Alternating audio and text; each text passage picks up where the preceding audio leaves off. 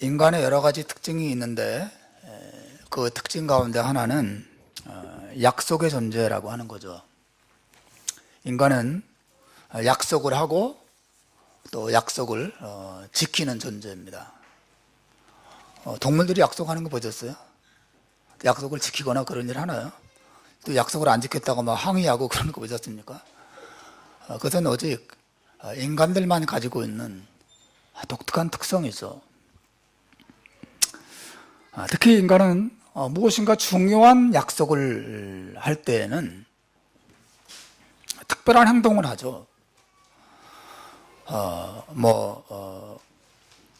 엄마가 자기 자녀에게 내년에는 꼭 예쁜 강아지를 한 마리 사줄게. 보통 때 약속하고 좀 다른 특별한 약속을 하면 아이들은 어떻게 반응합니까? 엄마 정말이에요? 꼭 사주셔야 돼요? 라고 말하고 손가락을 걸고, 그죠? 그리고 엄지손가락을 꼭 찍으면서 약속에 반응을 합니다.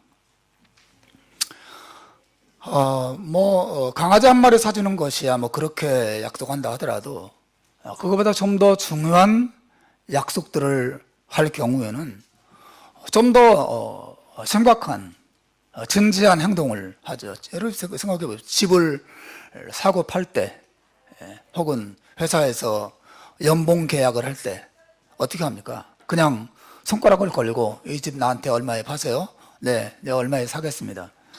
그렇게 그냥 말로만 하지 않죠. 어떻게 합니까? 계약서를 쓰고 거기 도장을 찍고 하는 그런 행동을 합니다. 왜냐하면 그 계약은 너무너무 중요하고 또 큰 어떤 이익이 걸려있는 문제이기 때문에 아주 진지하게 그 약속을 우리가 바라보고 또 거기에 반응하는 것이죠. 결혼도 하나의 약속이죠. 무엇보다도 서로가 서로에게 상대방을 한평생 신실하게 사랑하겠다고 하는 그런 약속을 의미합니다. 그 약속할 때 그냥 손가락을 걸고 도장을 꼭 찍는 것으로 하지 않죠. 그 약속은 너무 중요한 약속이기 때문에 결혼 예식을 하고 그리고 결혼 증서를 쓰고 그리고 그것으로 모자라서 나라에 신고까지 합니다. 그 약속이 그렇게 소중하기 때문에 약속에 대해 특별하게 반응을 하는 것이죠. 여러분, 이와 같이 누군가 계약을 맺는다는 것, 그것은 두 사람 사이에 서로 의무의 관계를 맺는 것입니다.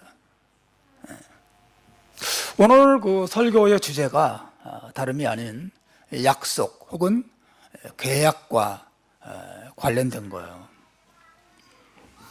우리가 읽은 본문의 내용을 보시면 하나님께서 아브라함과 언약을 맺으십니다. 약속을 맺으십니다. 그리고 아브라함에게 그 언약, 약속을 지키라고 요구하고 계세요. 여러분, 하나님께서 아브라함에게 너는 나를 믿어라 그렇게 말씀하지 않으시고 약속을 지켜라, 언약을 지켜라 라고 말씀하시는 것은 무엇을 의미합니까? 이것은 신앙이라는 것도 다름 아닌 하나의 계약과 같은 것이라는 사실을 우리가 생각해 주고 있어요. 여러분, 신앙생활이라고 하는 것은 하나님과 우리 사이의 계약 관계 속에서 살아가는 것을 의미해요. 하나님을 믿는다는 것은 하나님과 계약하는 것입니다. 하나님과 내가 계약 관계 속에 들어가는 것을 의미해요. 하나님은 우리의 하나님이 되시고 나는 하나님을 나의 하나님으로 섬기겠다는 사실을 서로 약속하고 계약하는 것이죠.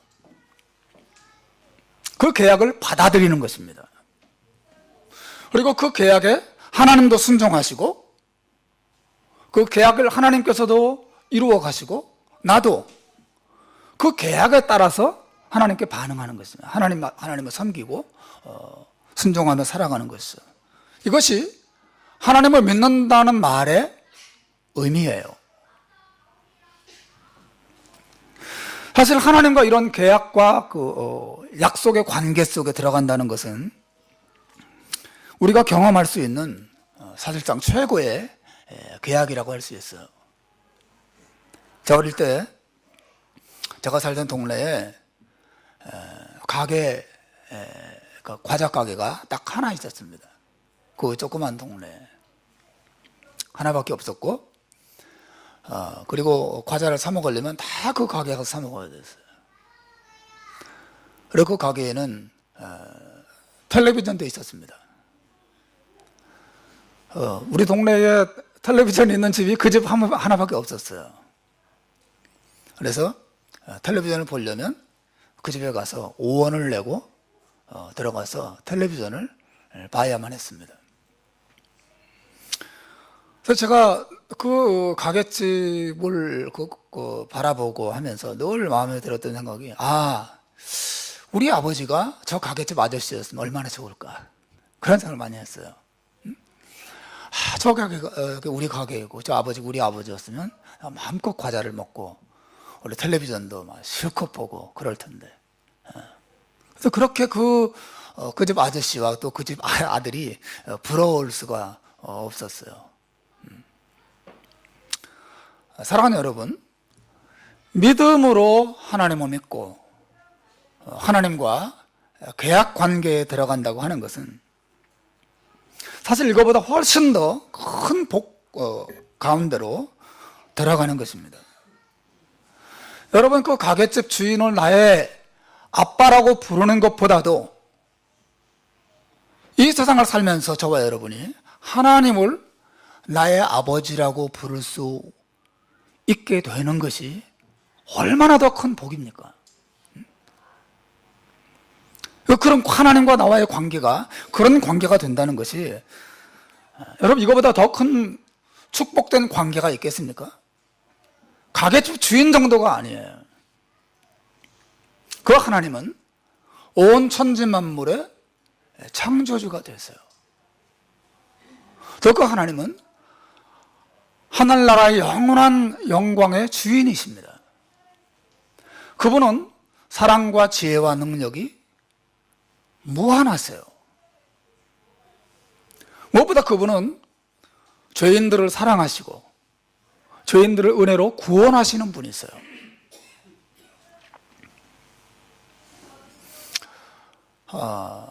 그리고 그 하나님은 한 번 계약을 맺으시면 그 계약을 신실하게 지키는 분입니다. 우리를 향해서 은혜와 사랑과 구원과 축복을 주시겠다고 사실은 계약을 맺으시는 건데, 그 계획을 신실하게 지키는 분이 하나님이시란 말이죠. 여러분, 하나님을 믿는다고 하는 것, 그 하나님을 나의 하나님으로 삼고 나는 그분의 백성이 된다고 하는 것, 그 계약 관계 속에 들어간다고 하는 것, 그리고 내가 그 관계 속에서 살아간다고 하는 것, 여러분, 이것보다 우리 이 세상의 삶에 있어서 더 우리를 흥분시키고 우리에게 평안을 주고 우리를 행복하게 하는 그런 길이, 그런 일이 어디 있겠습니까? 여러분, 만일 이 호주의 총리께서 여러분에게 나타나서, 그럴 리가 없겠지만 만약에 그런 일이 일어난다면 여러분 나타나셔서 제가 지금부터 당신과 당신 가족들의 후견인이 되겠습니다. 그리고 영주권을 비롯해서 당신의 가정에 필요한 모든 것을 제가 다 해결해 드리겠습니다. 내가 책임지고 해결해 주겠습니다 라고 제안을 한다면, 여러분, 그 제안을 거절할 사람이 있겠습니까?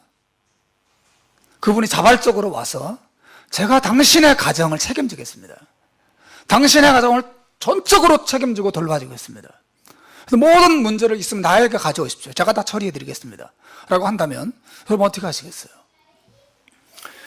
그걸 거절하는 사람은 총리보다 높은 사람이든지 아니면 정말 아무 부족함이 없는 사람이겠죠. 그러나 저와 여러분과 같은 많은 도움이 필요하고 문제를 많이 가지고 있는 사람들이라면 그 제안을 기쁨으로 덥석 받아들일 것입니다. 여러분, 아브라함은 오늘 본문에서 호주 총리가 아니라 전능하신 하나님으로부터 이런 놀라운 계약서를 제시받고 있는 거예요. 하나님께서 제시하신 계약서의 내용을 한번 보십시오. 2절과 4절과 7절을 나란히 한번 보시면 먼저 2절에서 이런 말씀하십니다. 한번 읽어볼까요? 시작. 내가 내 언약을 나와 너 사이에 두어 너를 크게 번성하게 하고. 하나님의 계약서의 내용이에요. 내가 너와 이 계약을 맺고 약속을 맺고 너를 크게 번성하게 하겠다 약속하십니다. 4절을 보십시오. 읽습니다. 시작. 보라, 내 언약이 너와 함께 있으니 너는 여러 민족의 아버지가 될 것이다. 아브라함만 번성하게 하는 게 아니라 아브라함을 통해서 많은 민족이 복을 받게 하겠다는 약속이에요. 또 7절을 보십시오. 7절 읽습니다. 시작. 내가 내 언약을 나와 너 및 내 대대 후손 사이에 세워서 영원한 언약을 삼고 너와 내 후손의 하나님이 될 것이다. 이렇게 말씀하십니다. 여러분, 이 하나님께서 이 아브라함에게 제시하신 계약서의 내용을 보세요. 그 계약서 얼마나 놀라운 것입니까? 하나님께서 내가 너의 하나님이 되겠다고 약속하십니다. 그래서 내가 너를 번성하게 하고 너를 축복하겠다고 약속하셨어요. 그리고 너와 너뿐 아니라 너희 후손의 하나님이 내가 되겠다고만, 너희 후손들을, 네 가문을 내가 책임지겠다고 하나님 약속하셨습니다. 그뿐 아니라 너와 너의 가문만 축복하는 게 아니라 너를 통해서 세상의 모든 민족의 복을 받도록 너를 통해서 하나님의 축복이 온 세상에 흘러가도록 하겠다고 계약서를 들이밀었어요. 여러분 같으면 그 계약서를 어떻게 하시겠어요? 발로 차버리고 찢어버리시겠습니까? 아니면 그 계약서에 사인을 하시겠어요? 전능하신 하나님이 나타나셔서 아브라함에게 약속을 주시고 그러고 나서 너희 계약서에 사인을 해라 라고 요청하셨어요. 여러분, 그게 뭡니까? 바로 할례를 받으라는 것입니다. 할례를 받는다고 하는 것은 하나님은 그 계약을 받아들이고, 그렇습니다. 하나님 좋습니다. 정말 저와 제 후손과 저희 후손을 통해 온 세상을 축복하시겠다고 하는 하나님의 그 계약에 제가 동의합니다. 저도 그리고 저의 가문도 앞으로 하나님만 섬기겠습니다 라고 하는 것을 동의하면서 계약하는, 사인하는 내용이 바로 할례를 의미하는 거예요.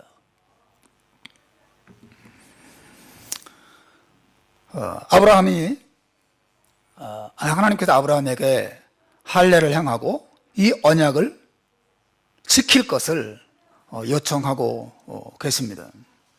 여러분, 9절과 10절 말씀을 오늘 본문에서 한번 보시길 바랍니다. 9절과 10절 읽어보십시오. 시작. 하나님이 또 아브라함에게 이르시되 그런즉 너는 내 언약을 지키고 내 후손도 대대로 지키라. 너희 중 남자는 다 할례를 받으라. 이것이 나와 너희와 너희 후손 사이에 지킬 내 언약이니라 라고 말씀하십니다. 하나님께서 사실은 여러분이 아주 익숙한 내용이긴 하지만 이 사실을 곰곰이 한번 생각해 보십시오. 하나님께서 여러분이 개인적으로 나타나셔서 이런 약속을 한다고 생각해 보세요. 내가 너의 하나님이 되겠다. 네 가문의 하나님이 되겠다. 그리고 너의 가문을 통해서 온 세상을 복되게 하겠다. 그리고 하나님이 약속을 제시하시고 네가 이 약속에 동의하고 이 약속을 받아들인다면 너도 이 약속을 받아들인다는 증거를 나타내길 바란다. 그건 네가 할례를 행하는 거야. 너와 너의 가문에 속한 모든 남자들이 할례를 받아라. 그것이 너희가 내 백성이 된다는 표시를 하는 것이다 라고 하나님께서 말씀하셨어요. 할례라고 하는 것은 여러분이 알다시피 남자의 그 생식기 표피를 잘라내는 의식이죠. 사실은 하나님께서 처음 이 의식을 만든 것은 아니고요. 오래전부터 고대 근동에는 이런 의식이 있었는데 하나님께서 그런 의식을 하나님의 백성을 표시하는 표시로 사용하신 거죠. 사실 이 시간 이후로부터 모든 유대인 남자들은 태어난 지 8일 만에 할례를 받습니다. 이때부터 아들이 태어나면 그 아들의 할례를 아버지가 행했어요. 그게 유대인의 풍습이에요. 오늘날에는 아버지가 직접 하기도 하지만 일반적으로는 모헬이라고 불리는 이 경건하고 의학적인 훈련을 받은 분이 이 할례를 행한다고 합니다. 그리고 할례를 행하는 자리에는 최소한 유대인 남자 10명 이상의 사람들이 함께 참석한 자리에서 할례를 행하고, 할례 시술이 끝나게 되면 아버지가 그 모인 모든 사람들 앞에서 이렇게 낭송을 한다 그래요. 찬양을 받으시기에 합당하신 주 우리의 하나님, 우주의 왕이시여, 당신은 당신의 계명으로 우리를 구별하시고 우리로 우리 조상 아브라함의 계약에 들어가게 하셨나이다. 하나님께서 우리에게 이 명령을 주셔서 우리로 하여금 우리 조상 아브라함의 계약에 들어가게 하셨습니다. 자기 아들에게 할례를 행하고 나서 하나님 앞에서 또 성도들 앞에서 그 모든 그 식구들 앞에서 하나님, 이 예식을 통해서 우리와 내 자식들이 우리 조상 아브라함과 하나님의 맺은 계약에 들어가게 하셨습니다 라고 고백한다는 거죠. 그러므로 여러분, 유대인들에게 있어서 이 할례라고 하는 것은 그냥 전통적인 어떤 예식을 하나 행하는 것에 지나는 게 아니에요. 이것은 자신과 자신의 집안이 하나님과의 관계 속으로 들어가는 것을 고백하는 신앙 고백 행위예요. 그래서 하나님과 계약 관계를 담은 이 계약 문서에 사인을 하는 행위라고 하는 것이죠. 그래서 비로소 이 할례가 행해지고 되면 비로소 하나님과 계약 관계가 성립된 것으로 여깁니다. 따라서 모든 유대인들은 할례를 받는 순간 자신들이 하나님의 백성이라고 하는 영원히 지울 수 없는 흔적을 몸에 가지는 것입니다. 하나님과 계약을 맺은 사람, 하나님을 나의 하나님으로 받아들이고 나는 하나님을 섬기는 사람 이라고 하는 이런 그 계약 관계를 받아들이는 것을 의미해요. 그런데 유대인들은 할례를 바라볼 때마다 자기가 누구인가를 생각하게 됩니다. 나는 하나님과 계약을 맺은 사람이에요. 하나님은 나를 자기 백성으로 여기시고 나는 하나님을 나의 하나님으로 여기는 그런 계약 관계 속에 살아가는 자라고 하는 이해를 스스로 갖는다고 하는 것입니다.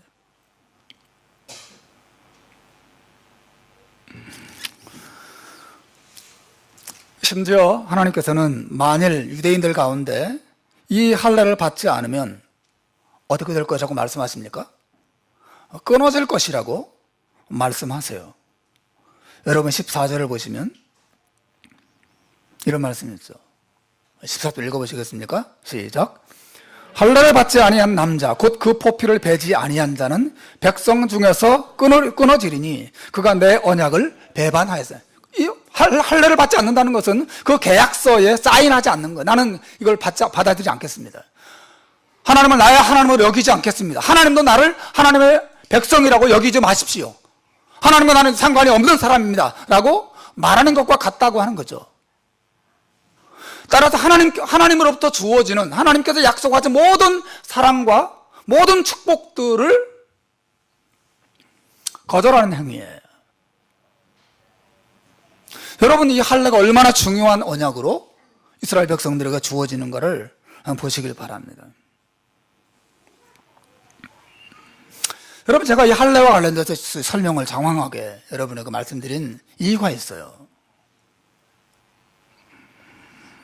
사실 이 본문은 하나님께서 우리에게 매우 귀중한 교훈을 주시는데, 누가 나의 백성이냐, 라고 하는 것을 가르쳐 준단 말입니다. 여러분, 누가 하나님의 백성입니까? 하나님의 백성, 하나님과 관계를 맺은 사람, 하나님과의 계약을 맺은 사람의 특징이 무엇입니까? 오늘 성경은 할례를 받은 사람이 하나님의 백성이고, 하나님의 백성은 할례의 특징을 가진 자가 하나님의 백성이라고 오늘 성경은 말해주고 있어요. 여러분, 이 사실 굉장히 중요합니다. 왜냐하면 오늘날 어떤 사람이 신자인가, 어떤 사람이 하나님의 백성인지에 대한 많은 오해가 있습니다. 여러분, 누가 신자입니까? 누가 하나님의 백성이에요? 누가 하나님과 관계를 맺은 사람입니까? 교회 다니는 사람입니까? 세례를 받은 사람인가요? 성경을 많이 아는 사람인가요? 자기 가문이 예수를 대대로 오랫동안 믿어온 사람인가요? 여러분, 누가 하나님의 백성입니까? 목사와 장로 타이틀을 가진 사람이 하나님의 백성인가요? 누가 하나님의 백성입니까? 여러분, 여기에 대한 많은 오해와 무지가 사실 있어요. 성경은 오늘 본문에 굉장히 중요한 말씀하십니다. 구약이긴 하지만 할례를 받은 사람이 내 백성이라고 주님 말씀하셨어요. 다시 말하면 저와 여러분의 삶 속에 할례의 특징이 나타나지 않는다면 누구도 나는 하나님의 백성입니다, 나는 하나님과 계약을 맺은 사람입니다, 하나님은 나의 하나님이고 나는 하나님의 백성입니다 라고 말할 수가 없다라고 하는 것이에요. 이게 하나님께서 명백하게 말씀하셨습니다. 할례가 없는 백성은 내 백성이 아니다. 할례가 없는 백성은 내 사랑과 축복을 결코 받을 수 없다. 나와 아무 상관이 없는 사람이라고 말씀하신 거예요. 우리 질문해 봐야 됩니다. 나는 할례를 받은 사람인가? 물론 그 전에 할례가 우리에게 무엇을 의미하느냐 이제 이야기를 해야 되겠지만, 나는 할례를 받은 사람인가? 나의 자식들은 다 할례를 받은 사람인가? 생각해 봐야 한단 말이죠. 여러분이 보면 얼마나 중요한 것입니까?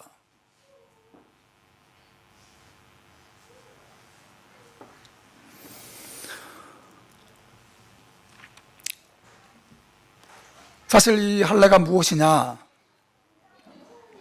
대한 설명이 대단히 중요한데, 여러분, 이 할례라고 하는 것은 하나의 비유예요. 먼 훗날 예수님을 통해서 구원받게 될 사람에게서 나타나는 어떤 특징을 비유적으로 나타내기 위해서 하나님께서 할례를 명령하신 거죠. 로마서 2장 28절 29절에 보면 할례에 대해서 사도 바울이 이런 말을 합니다. 자, 한번 보십시오. 본문을 보시길 바랍니다. 같이 한번 읽어볼까요? 1장 28절 29절 시작. 표면적 육신의 할례가 아니라 오직 이면적 유대인이 유대인이며 할례는 마음에 할지니 영에 있고 율법 조문에 있지 아니한 것이라. 전부 다 설명할 수는 없고 간단하게 말하면 이런 거죠. 바울은 말합니다. 할례라고 하는 것, 진정한 할례는 몸에 하는 게 아니라 마음에 행하는 것이다. 즉, 누가 참된 하나님의 백성이냐? 마음의 할례를 받은 사람이 참된 하나님의 백성이라고 하는 거예요. 여러분, 자신을 한번 돌아보십시오. 마음의 할례를 행한 사람이 하나님의 백성이라고 성경은 말합니다. 마음에 어떤 특징이 생겨요. 하나님의 백성은 마음에,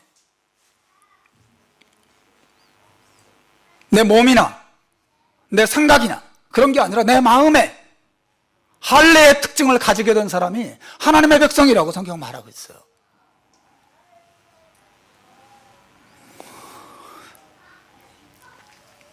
여러분, 마음의 할례를 받는 사람이 된다는 것이 무슨 뜻입니까? 이것은 분명히 하나님의 백성은 마음에 어떤 변화가 일어난 사람이라는 뜻이죠. 하나님의 백성은 생각이나 행동에 어떤 변화가 일어나기 전에 무엇보다도 마음에 어떤 변화가 일어난 사람이에요.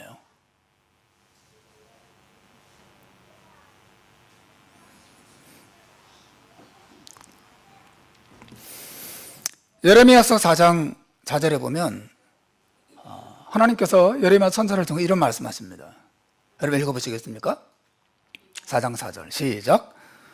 유다인과 예루살렘 거민들아, 너희는 스스로 할례를 행하여 너희 마음 가죽을 베고 나 여호와께 속하라. 사실은 신약 성경에만 마음의 할례를 말하는 게 아니라 구약에도 이미 마음의 할례를 받는 것에 대해서 말하고 있거든요. 하나님께서 이스라엘 자손들에게 유다인들과 예루살렘 주민들아, 너희는 스스로 할례를 행하여 뭘 하라고요? 너희 마음의 가죽을 베어내라고 말씀하십니다. 할례는 마음에 할지니, 바울도 그런 말을 했죠. 하나님이 하신 말씀이에요. 너희 마음의 가죽을 베어내고 하나님께 속하라 그랬어요. 하나님의 백성은 마음의 가죽이 베어진 사람이에요. 마음에 뭔가 변화가 일어난 사람입니다. 마음속에서부터 하나님을 향한 어떤 특징이 나타나기 시작한다는 거예요. 이게 하나님의 백성의 특징이라고 하는 거예요. 하나님과 계약을 맺은 사람이에요. 하나님은 나의 하나님이고 나는 하나님의 백성이고 하나님은 나를 자기 백성으로 여겨주시고 나도 하나님을 나의 하나님으로 여기는 이 놀라운 관계 속에서 살아가는 사람. 그들의 특징은 마음의 가죽이 베어지고 마음의 변화가 일어난 사람이에요.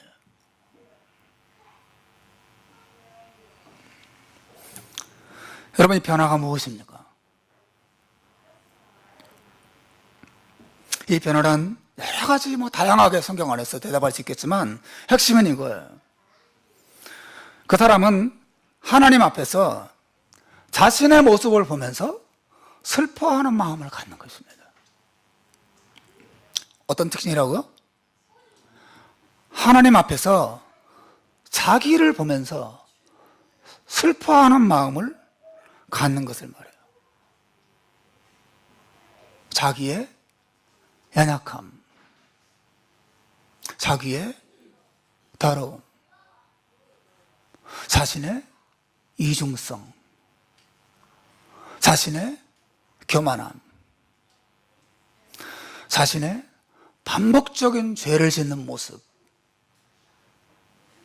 자기 마음을 들여다보면서 자기가 하나님 앞에 자격이 없고 자기가 하나님 앞에서 더럽고 자기가 하나님 앞에 무기력하고 자기가 하나님 앞에 너무 부끄럽고 자기가 하나님 앞에 설 면목이 없는 그런 자라고 하는 사실을 마음에 느끼기 시작하고 자기를 바라보면서 슬퍼하고 자기를 바라보면서 낙심하고 자기를 바라보면서 하나님 앞에 무릎을 꿇고 그래서 하나님께 도움을 구할 수밖에 없는 그 마음. 여러분, 그게 바로 할례 받은 마음이에요. 마음의 가죽을 베는 것입니다.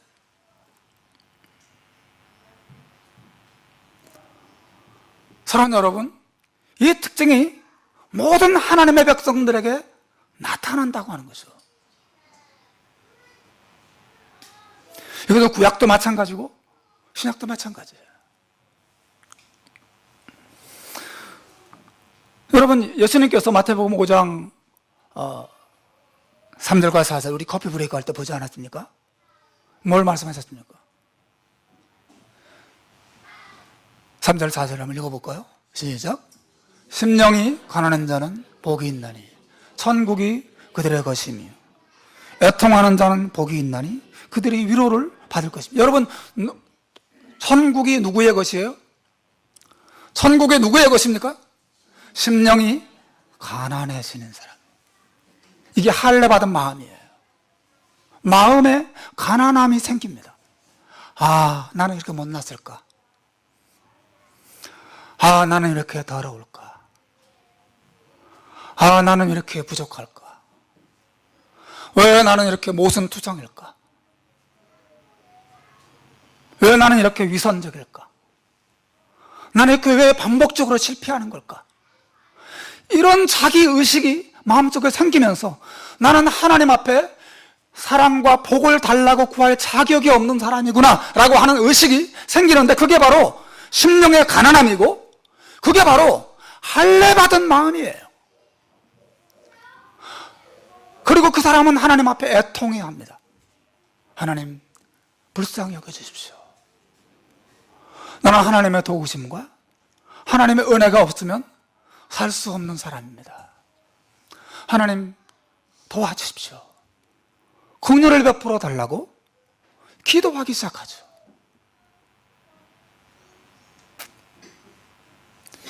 여러분 자신 안에서 이런 할례받은 마음의 특징이 나타나고 있는지 한번 돌아보시길 바라요. 자신이 마음의 할례를 받은 사람인지를 알 수 있는 방법은 하나 있어요. 여러분 안에서 자꾸 자기를 의지하는 마음이 작아지는 것입니다. 자기를 의지하는 마음이 자꾸 작아지고, 반대로 자기 자신에 대한 실망감은 자꾸 커져가는 거예요. 이게 마음의 할례를 받은 사람의 특징이에요.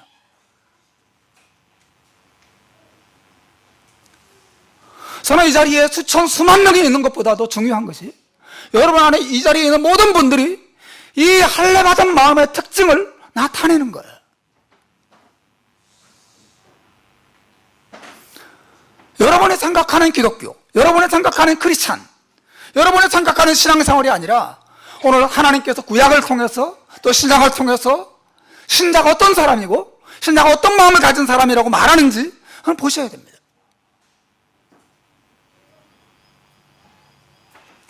심령의 가난함, 애통함, 자신에 대한 실망과 낙심, 하나님의 자비만 전적으로 의지하는 그런 겸손한 마음,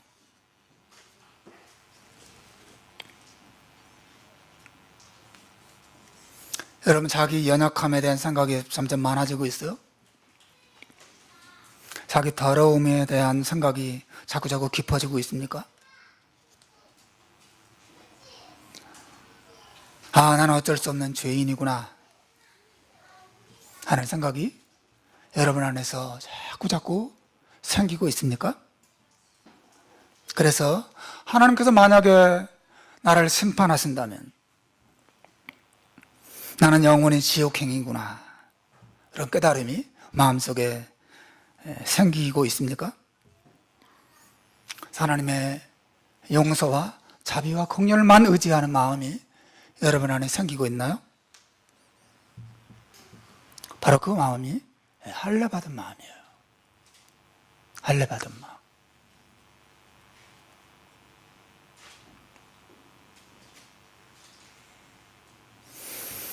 따라서 여러분, 우리가 살아가면서 자기 자신에 대해서 실망하는 마음이 자꾸 생기는 것은, 자기의 실망스러운 모습을 보면서 정말 가슴 아파하는 그런 일들이 생기는 것은 화가 아니라 축복이에요.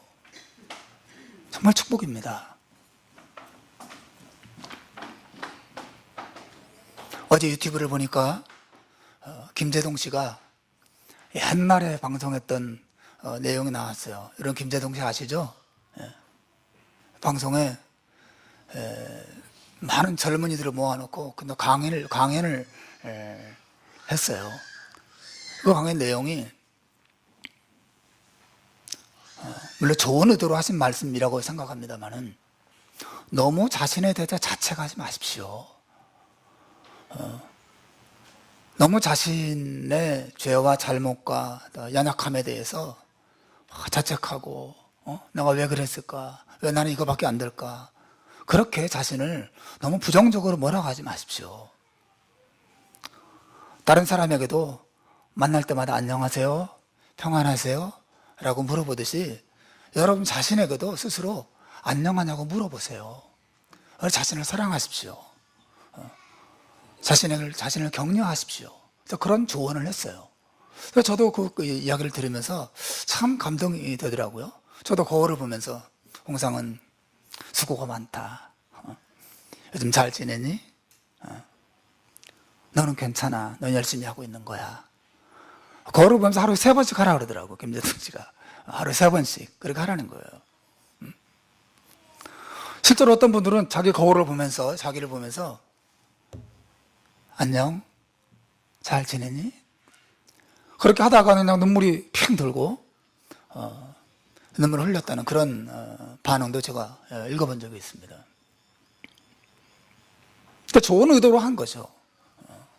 하지만 그 배후에 이 세상 사람들의 가치관이 사실 들어있죠. 세상은 자기의 연약함, 자기의 더러움, 자신의 못남, 그런 부분들을 인정하면서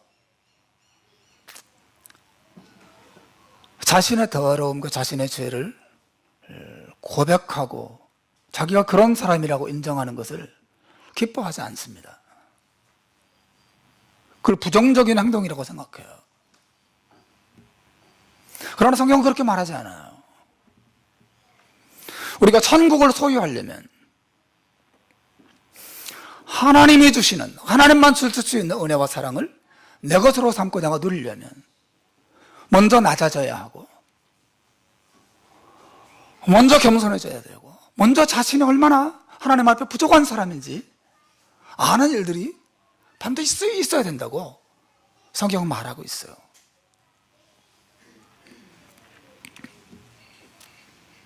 얼마 전에 저희 집에 잔디를 깎아야 될 일이 생겨서 잔디 깎는 기계를 하나 샀습니다. 그 중고로 사서 싸게 산다고 또 중고로 가서 사왔어요. 우리 집 애들이 늘 아빠는 중고만 사서 그런다고 막 뭐라 그러는데 중고가 좋잖아요. 응? 중고를 샀어요. 사서 기름을 넣고 이렇게 뭡니까 시동을 걸려면 확 잡아 당겨야 되잖아요. 밸브를 열고 그 다음에 힘차게 당겼습니다. 근데 이게 시동이 안 걸리는 거예요.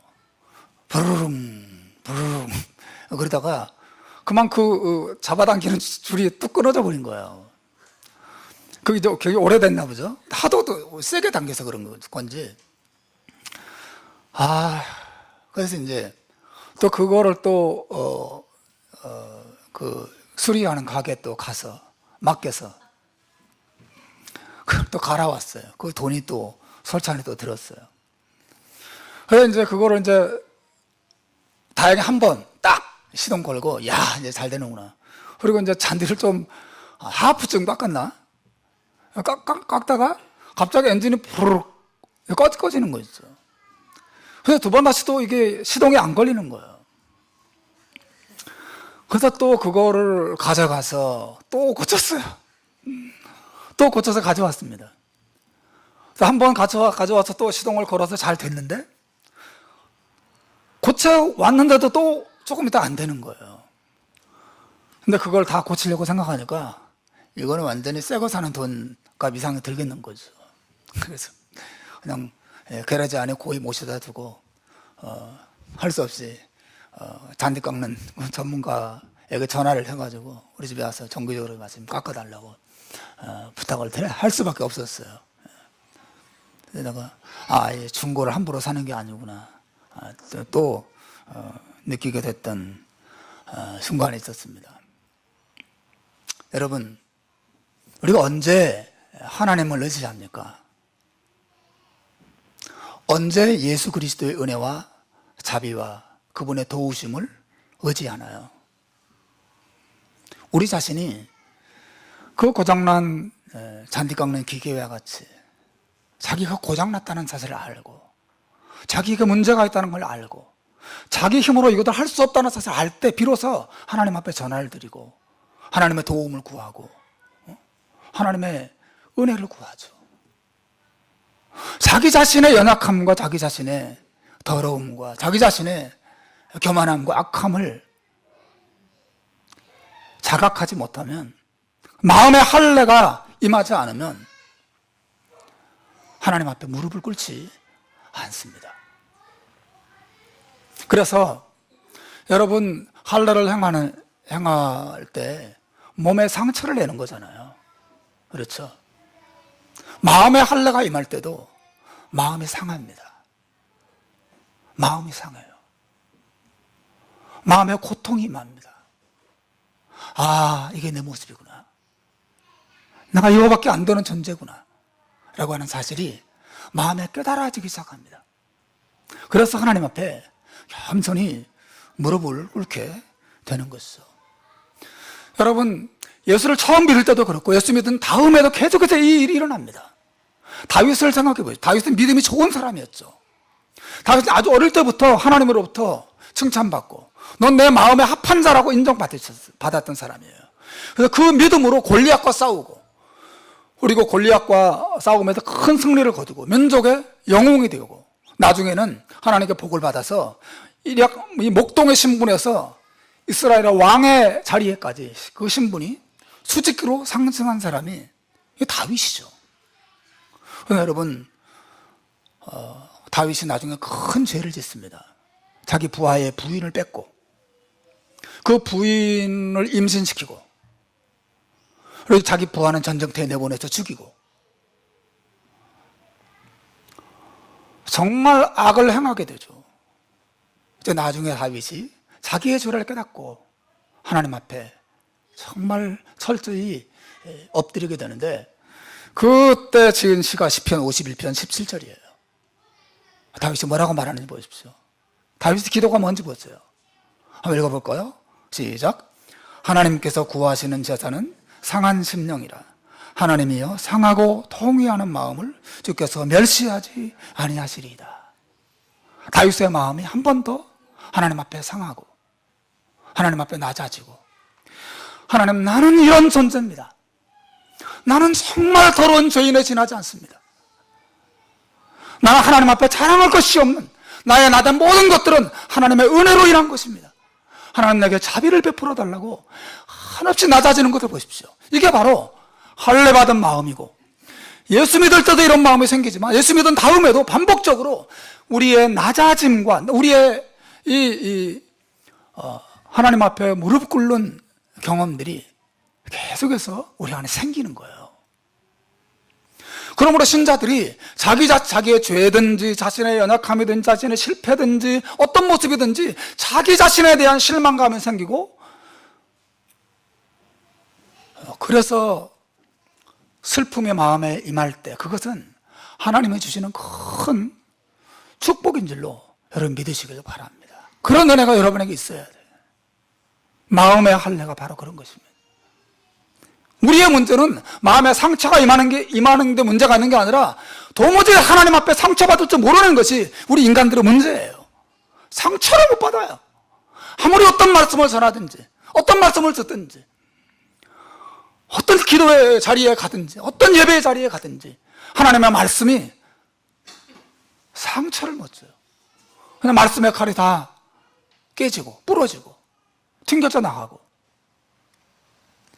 그러나 여러분, 하나님께서 말씀과 은혜로 하나님의 능력으로 우리 마음에 우리 연약함과 더러움을 생각하게 하고 또 삶의 많은 환경 속에서 그런 것들을 경험하게 했을 때 얼마나 복된 일인지. 그것은 내가 이거밖에 안 되는구나 라는 생각이 들게 하는 것은 하나님 나를 버리시려고 그런 생각 주시는 게 아니라 하나님께로 가까이 오도록 하나님 우리를 품어주시려고 사실은 그런 우리 약함과 우리 부족함의 모습을 보게 하시는 것이라고 믿습니다.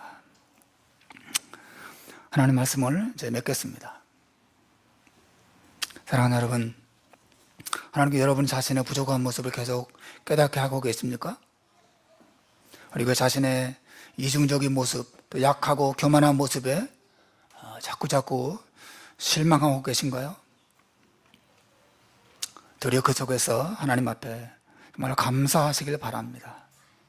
사실은 하나님께서 그러한 우리를 구원하시고 그러한 우리의 하나님이 되시려고 자기 아들을 보내시고 그 예수 그리스도를 통해서 가난한 우리를 부유하게 하시기를 기뻐하신 분이 우리 하나님이라는 사실이죠.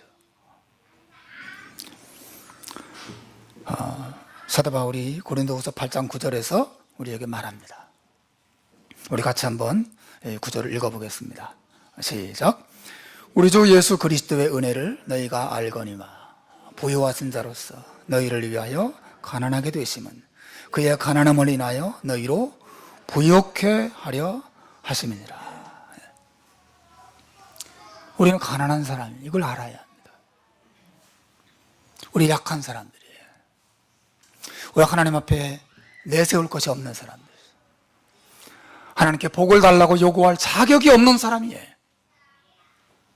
세상은 자격이 있는 사람에게 나는 이 복받을 자격이 있어요, 저 주세요, 더 주세요, 그런 사람에게 주지만 하나님은 반대. 하나님은 어떤 사람에게 복을 주십니까? 하나님, 저는 자격이 없어요. 하나님, 저는 내세울 게 없어요. 하나님, 저는 저를 버리셔도 저는 할 말이 없는 사람이에요. 그런 사람에게 하나님 복을 주십니다. 완전히 세상의 기준과는 반대예요. 그런 마음이 바로 할례받은 마음이에요. 그런 사람은 하나님과 계약 관계를 맺은 사람입니다. 하나님이 그의 하나님이고 하나님께서 그를 자기 백성으로 여기시고 예수 그리스도 안에서 약속하신 모든 풍성한 은혜와 사랑과 용서와 구원의 축복을 내려주십니다.